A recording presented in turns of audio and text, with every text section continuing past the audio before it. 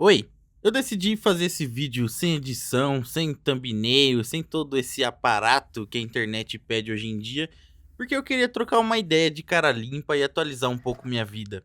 Esse canal surgiu para ser um diário pessoal meu e eu vejo que as pessoas não me conhecem mais. Elas ainda têm aquela visão do Todinho que ficava o dia inteiro trancado no quarto, resolvendo enigmas, jogando videogame. Mas isso mudou há muito tempo. A verdade é que faz muitos anos que eu não sou mais o Todinho. Agora eu saio de casa, eu tenho uma vida, eu quase nem jogo mais videogame, eu odeio ficar sentado olhando pra droga de uma tela. É até doideira pensar em como antigamente a internet era um refúgio do mundo real e hoje o mundo real é um refúgio da internet. Antes eu olhava pra pessoas que não eram pessoas de internet, entre aspas, e eu achava elas meio idiotas, meio, sei lá, tipo, como assim você faz outra coisa ao invés de ficar o dia inteiro jogando videogame, vendo vídeo no YouTube? Você é enorme, bro. Mas hoje eu percebo como isso era realmente uma fase. Seus pais estavam certos, o problema sempre foi o celular e o computador. E hoje eu percebo como eu era o idiota. Tipo, como assim você vai ficar trancado na bosta de um quarto enquanto tem um mundo gigantesco pra você explorar? Por que você vai trabalhar e se matar pra ter uma Ferrari no joguinho, sendo que você pode fazer isso na vida real?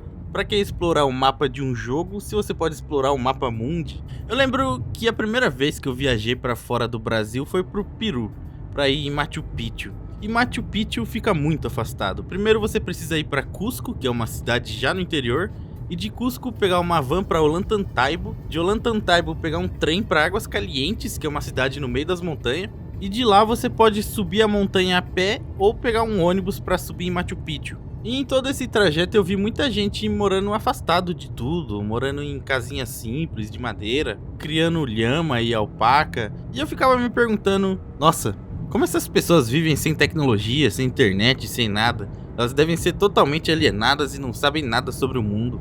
Mas enfim, eu continuei minha viagem normalmente, eu visitei várias montanhas, vários lugares remotos, que as únicas pessoas ali eram os grupos de turistas que estavam indo visitar e os próprios nativos desses locais. Eu até conheci e almocei na casa de uma família tradicional de lá, eu também fui por uma cidadezinha no meio das montanhas. E uma coisa em comum que eu percebi em todos esses lugares é que tava todo mundo feliz. A vibe daquela cidadezinha no meio das montanhas, que é Águas Calientes o nome, é surreal, não dá pra explicar. E foi a mesma coisa quando eu fui pra São Pedro do Atacama, no Chile, que é uma cidadezinha no meio do deserto. E sempre que eu voltava pro Brasil dessas viagens, sempre que eu voltava pra minha rotina de merda, eu sentia um vazio. Porque minha vida se resumia em trabalhar, dormir e caçar alguma dopamina barata de bosta. E foi aí que eu percebi que o alienado de verdade era eu. Eu e as pessoas que vivem em mega cidades. Porque se você parar pra pensar, quem mora numa megalópole foi quem sofreu lavagem cerebral do sistema. Pensa só, por que as pessoas moram em cidade? Claro, tem quem mora porque gosta, não dá pra generalizar nada também. Eu mesmo amo a praticidade da cidade, ter academia perto, shopping perto, loja de conveniência 24 horas. Eu amo sair de casa de madrugada, ir numa loja de conveniência e comprar uma coisa 3 horas da manhã. Isso é muito bom e faz muita falta quando você tá longe. Mas percebe que tudo isso que eu falei são serviços, não são qualidade de vida, são só conveniências. E por falta de ter o que realmente importa para um ser humano, a gente vai lá e constrói um parque gigantesco no meio da cidade, tipo o Central Park ou o Parque Ibirapuera. Eles são literalmente o reflexo dessa necessidade das pessoas de fugir da sociedade, de ter paz.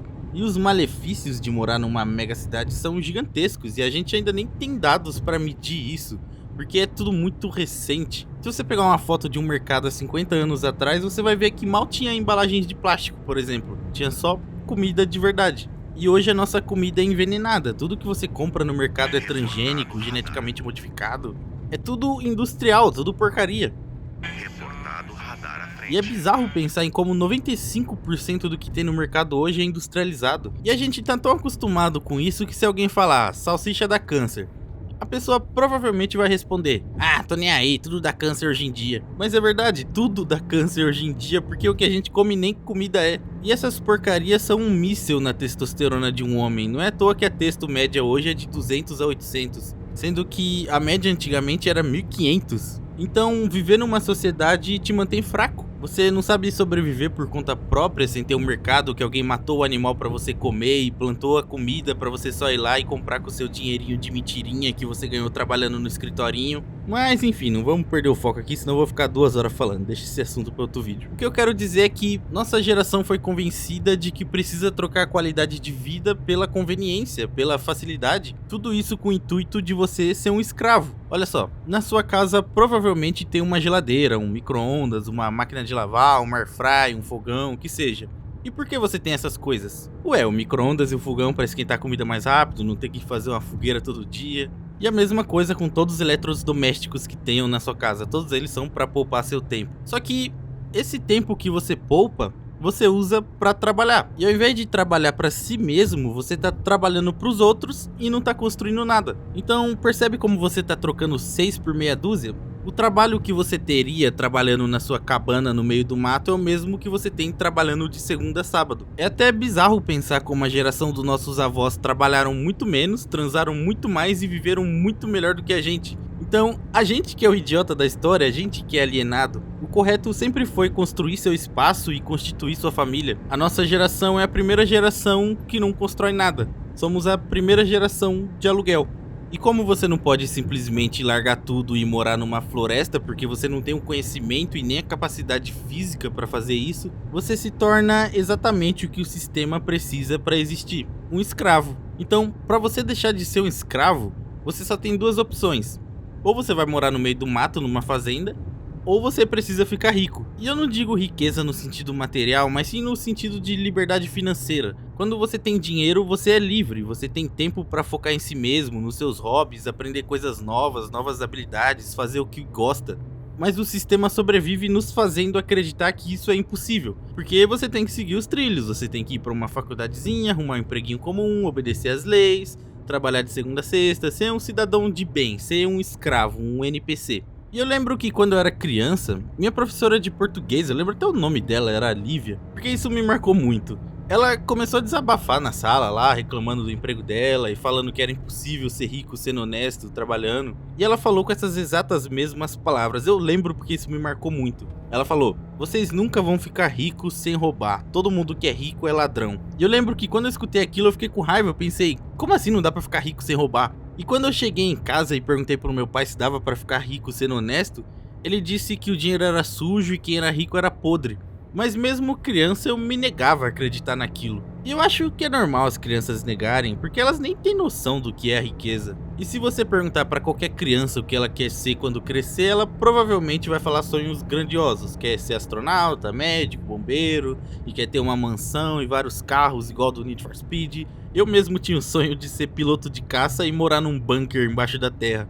Mas em algum momento, o sistema matou minha ambição e destruiu todos os meus sonhos. E no fim eu acabei me contentando ali com a realidade que eu acreditava. Eu acabei grindando ali por alguns anos e comecei a fazer uns 6, 7 mil por mês. E eu me contentava com aquela esmola porque na minha cabeça era muita coisa. E eu sei que é o sonho de muita gente ganhar 6, 7 mil por mês, porque elas foram condicionadas a sonhar baixo demais e se acostumar com um padrão extremamente baixo. E eu só percebi isso quando eu saí da minha bolha, quando eu saí da minha cidade. Eu acho que meu maior erro foi ter construído minha casa na mesma cidade onde eu morei a vida inteira, porque o ambiente muda tudo. E eu sou de Quebrada, eu morei minha vida inteira na região metropolitana de São Paulo, Jandira, Itapevi, Carapicuíba, só as quebradona. E quando você permanece num ambiente desse, ele te puxa pra baixo, porque seu ciclo é de pessoas que têm aquele mesmo pensamento da professora, de que dinheiro é do mal e quem prospera na vida tá fazendo coisa errada.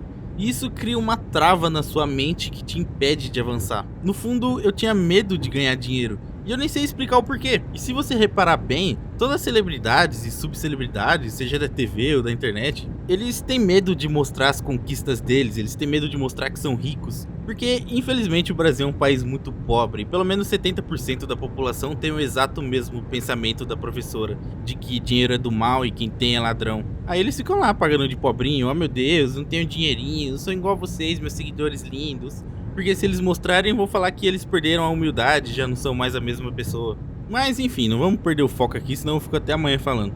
O que eu quero dizer é que, depois que eu comecei a viajar, depois que eu saí do Brasil, Eu percebi como minha vida era medíocre e o quão pobre eu era, mesmo fazendo mais dinheiro que 95% dos brasileiros. Eu não digo muito sobre a viagem do Peru, porque o Peru é um país bem barato para se viajar, mas no Chile e na Argentina, meu Deus, o almoço mais simples que tinha lá era 30 mil pesos, e você pode pensar, ah, isso é 10 centavos. Errado. No Brasil a gente vive essa ilusão de que nossa moeda vale mais por conta da quantidade de zeros, só que não é assim que funciona. Por exemplo, 1000 pesos chilenos, se você fazer a conversão direta, vai dar 6 reais. Então, nossa, sou milionário no Chile. Não, porque a quantidade de zero não importa, é como se fosse em vírgula. Então não é 1000, é 1,000. Os dígitos depois da vírgula são como se fossem centavos. Você tem que lembrar que dinheiro é imaginário, a quantidade de zeros não importa, é só a inflação que comeu o valor do dinheiro ali. Mas o valor real das coisas não muda, só o dinheiro que perde o valor. E o que importa é o que você consegue comprar com aquilo. Ou seja, 1000 pesos chilenos é igual a 1 euro. E se você for num restaurante e pagar 30 mil pesos num prato, você tá pagando 30 euros num prato, que dá 180 reais. É caro? É. Eu confesso que dá uma dor no coração pagar 180 reais num prato de arroz. Mas é caro pra quem ganha em real. Pra um chileno também deve ser um pouco caro, mas pra um europeu é 30 euros. E ele faz isso em 3 horas de trabalho, ou menos. E quando eu digo europeu, eu não tô falando de Portugal. Portugal é exceção, porque a economia de Portugal tá indo mal também. Se você é de Portugal, comenta aí se 30 euros é caro pra você, ou se é médio, sei lá. O prato é um prato de comida bem servido, com arroz, carne, batata, suco. Enfim, não é o Chile ou a Europa que é 6 vezes mais caro que o Brasil. É a gente que ganha 6 vezes menos. O salário mínimo no Brasil é desumano, porque a gente foi acostumado com pouco. Se você é um brasileiro médio, sua casa provavelmente não tem aquecedor, não tem refrigeração. Então no frio você passa frio e no calor você passa calor. Você come o que dá e não o que você quer. Com certeza você come arroz com ovo com mais frequência do que você gostaria. Pão duro, miojo, salsicha. Ou seja, nem comida na sua casa você tem. Você provavelmente também não tem plano de saúde, depende do SUS. Você provavelmente mora com seus pais ou com outras pessoas porque não consegue pagar um aluguel sozinho que não seja na favela. E essas coisas são necessidades básicas num país de primeiro mundo, num país que as coisas funcionam corretamente. Pra eles isso é tipo beber água, é uma necessidade básica. Então percebe como você tá vivendo muito abaixo da média? O mínimo que uma pessoa precisa pra viver bem, confortável e com segurança é de 3 mil dólares por mês. O mínimo. E um brasileiro médio ganha 10 vezes menos que isso. Uma coisa que me ajudou a virar essa chave também foi um vídeo no TikTok de um africano falando sobre o salário do Brasil. E eu não sei se ele era da Angola ou Moçambique, que são países que falam português, né? E ele tava falando que com 300 reais ele estaria rico e viveria super bem. E dá pra ver que ele morava num lugar bem humilde assim, numa casinha de barro, no meio do mato. E eu vi muito brasileiro nos comentários falando que com 300 reais você não faz nem as compras do mês. E eles estão certos. Só que eles estão desconsiderando a realidade daquele africano. Ele tá acostumado com tão, mas tão pouco, que o mínimo pra gente, pra ele é luxo. Então percebe como é a mesma coisa pra gente quando se trata de um país de primeiro mundo? A gente tá tão acostumado com pouco que o mínimo a gente acha que é muito. Eu acho que um bom exemplo pra isso é o Todo Mundo Odeia o Chris. A família do Chris é pobre e o Julius tem que trabalhar em 2 empregos pra manter eles. E eles estão sempre passando necessidade, vários perrengues. Mas mesmo assim, a casa deles, que é num bairro fudido, seria considerada uma casa muito foda no Brasil. Eu tenho certeza que muito provavelmente a casa do Chris é melhor que a sua. E também tem aqueles filmes que se passam nos subúrbios dos Estados Unidos, tipo Stranger Things, com aqueles quintalzão, com graminha, as ruas largas, e sem ser uma casa colada uma na outra, as casas bonitinhas, o bairro silencioso que parece condomínio. Aquilo é o sonho de todo brasileiro, tanto que a gente até criou os condomínios, né, que são exatamente iguais. Mas os subúrbios americanos foram criados para pobre. Subúrbio é para pobre. Tanto que se você reparar, todas as casinhas são praticamente iguais para economizar com um projeto de arquitetura e etc. E quando você consegue enxergar dessa forma, você vê o quão pobre você é e o quão baixo você sonha. Porque infelizmente esse mundo não foi feito para nós. O Brasil é só uma fazenda que exporta comida. Pra gente ter o básico, a gente precisa se esforçar pelo menos 20 vezes mais. É muito mais benéfico largar tudo e virar pedreiro na Europa do que estudar 4 anos pra ganhar uma mixaria no Brasil.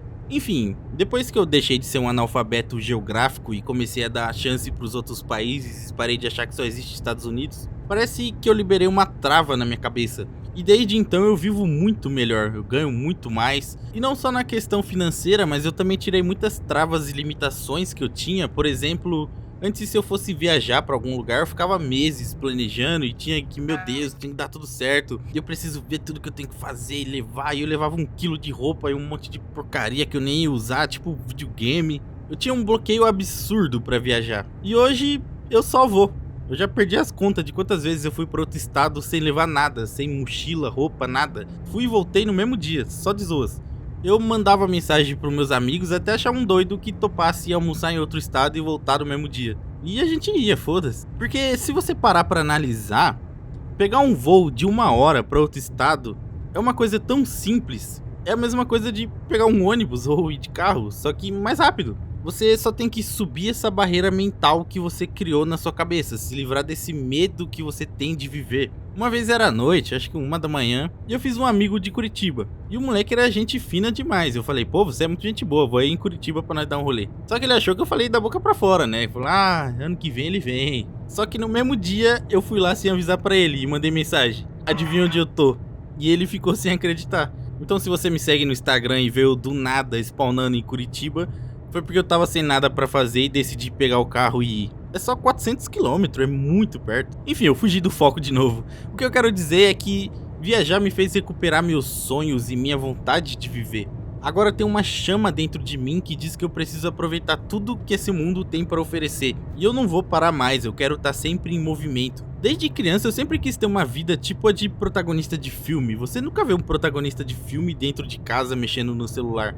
Ele tá sempre em alguma aventura, fazendo alguma presepada, porque ele se propõe aquilo. Enfim, vai ter muita novidade nesse canal. Eu queria deixar esse vídeo como uma carta à espontaneidade, pra você parar de pensar tanto e fazer as coisas mais no foda-se. Não deixa pra viver sua vida depois, você tem que aproveitar enquanto você é jovem. A gente tá voando numa bola no espaço, todas as nossas preocupações são insignificantes.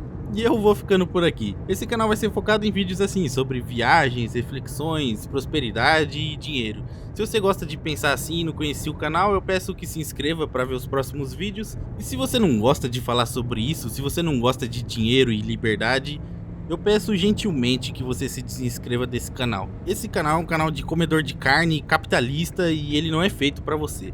Porque eu vou falar coisas que não vão agradar seus ouvidinhos sensíveis. E eu também queria lembrar que eu lancei um curso recentemente de desenvolvimento de jogos. Então se você quer aprender a criar seus jogos e viver disso, checa o link aí na descrição. Tchau!